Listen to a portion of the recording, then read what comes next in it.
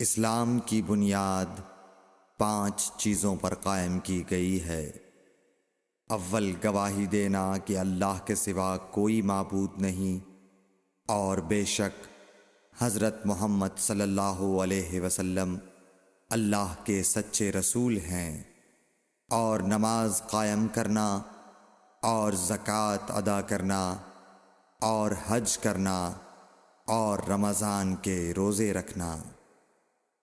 صحیح بخاری حدیث نمبر 8۔ نبی کریم صلی اللہ علیہ وآلہ وسلم نے فرمایا کہ ایمان کی 60 سے کچھ اوپر شاخیں ہیں، اور حیا شرم بھی ایمان کی ایک شاخ ہے۔ صحیح بخاری حدیث نمبر 9۔ ابو ہریرہ اور حضرت ابو سعید رضی اللہ تعالیٰ عنہ سے روایت ہے کہ رسول اللہ صلی اللہ علیہ وسلم نے مسجد کی دیوار پر بلغم دیکھا، پھر رسول اللہ صلی اللہ علیہ وسلم نے ایک کنکری لی اور اسے صاف کر دیا، پھر فرمایا کہ جب تم میں سے کوئی شخص تھوکے تو اسے اپنے منہ کے سامنے یا دائیں طرف نہیں تھوکنا چاہیے، البتہ بائیں طرف یا اپنے بائیں پاؤں کے نیچے تھوک لے۔ صحیح بخاری حدیث نمبر 408 409۔ عمر یا عبداللہ بن عمرو بن عاص رضی اللہ تعالیٰ عنہ سے روایت ہے کہ نبی کریم صلی اللہ علیہ وسلم نے اپنی انگلیوں کو ایک دوسرے میں داخل کیا۔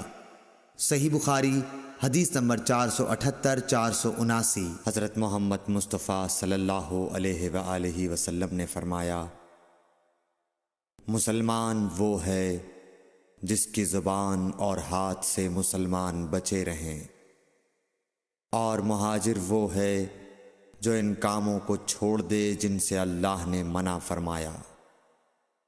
صحیح بخاری حدیث نمبر 10۔ لوگوں نے پوچھا، یا رسول اللہ، کون سا اسلام افضل ہے؟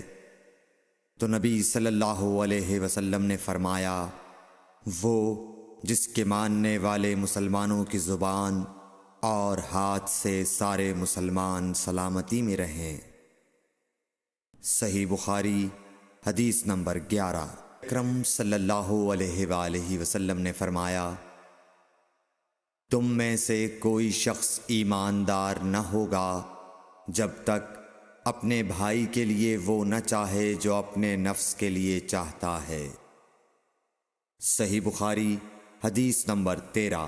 کریم صلی اللہ علیہ وسلم نے فرمایا، قسم ہے اس ذات کی جس کے ہاتھ میں میری جان ہے، تم میں سے کوئی بھی ایماندار نہ ہوگا جب تک میں اس کے والد اور اولاد سے بھی زیادہ اس کا محبوب نہ بن جاؤں۔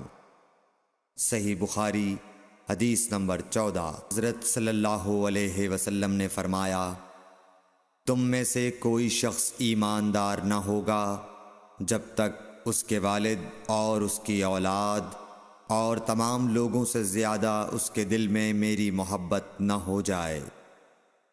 صحیح بخاری حدیث نمبر 15۔ عمرو بن حارث نے محمد بن عبد الرحمن ابو الاسود سے خبر دی، انہوں نے کہا کہ میں نے عروہ سے حج کا مسئلہ پوچھا تو انہوں نے فرمایا کہ عائشہ رضی اللہ عنہا نے مجھے خبر دی تھی کہ نبی کریم صلی اللہ علیہ وسلم جب مکہ تشریف لائے تو سب سے پہلا کام آپ نے یہ کیا کہ وضو کیا، پھر طواف کیا، اور طواف کرنے سے عمرہ نہیں ہوا۔ اس کے بعد ابو بکر اور حضرت عمر رضی اللہ عنہ نے بھی اسی طرح حج کیا۔